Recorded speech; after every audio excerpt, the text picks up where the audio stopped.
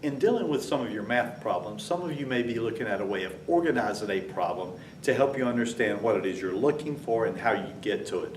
For students that are very strong in math, you will find that the math is not particularly challenging on the exam, but if you struggle with math, organization is always a big deal. The T-bar method was developed to help you determine how to solve for a variable. In any given problem, you are likely to have 3 variables, of which 2 of them will be given.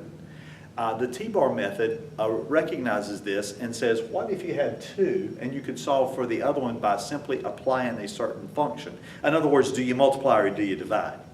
So here's the deal. Any problem is likely to have some part, some piece of the puzzle that you're looking for. The part is going to be expressed in relationship to some whole. For example, the commission is part of the sell price. And then the rate will help you express what percentage it is. As a matter of fact, there's a clue for you. If something is expressed as a percentage, there's a real good chance it's going to go in this bottom right-hand area of the T-bar. So let me give you an example of how this works. I'm going to start out with a simple example. This is probably one that you could have resolved even without the T-bar method, but let me show you how this works. Let's say that you sold a house for $150,000.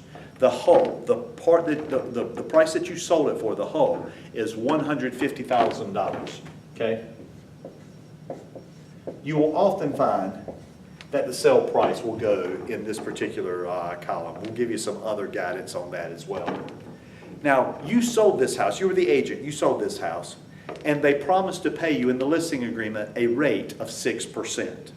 So let's take a look at that. The whole times the rate of 6%, and if you have the 2 numbers on the bottom of the T-bar, whole times rate will equal part. So 150,000 times 6% equals $9,000. Now what did you just learn? You just learned that your commission on a $150,000 sale at 6% would be $9,000, right? Okay? Now, you may look at that and say, Chris, I'd have got that. Okay? That's very simple. Well, what I find is students have a much more difficult time working backwards. So, what if I were to do this to you? This is a much more challenging question according to most students. What if I told you on a recent transaction you made $12,000? There's your part. Based on what we sold the house for, you made $12,000.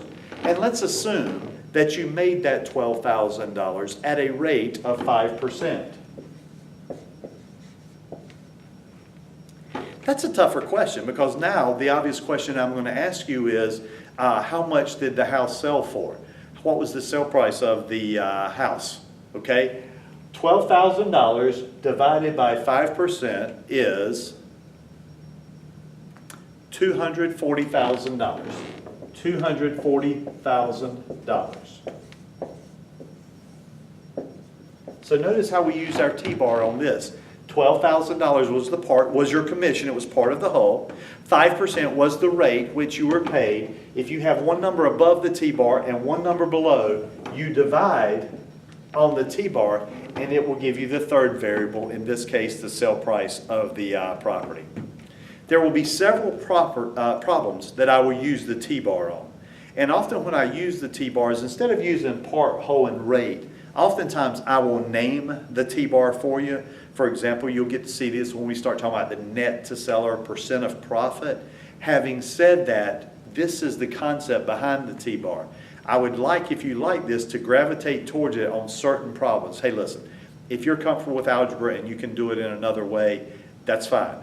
No one is obligated to use this method, but I would like you to give it a try if you're struggling on math and trying to figure out where things go. You will start seeing some patterns develop using the T-bar.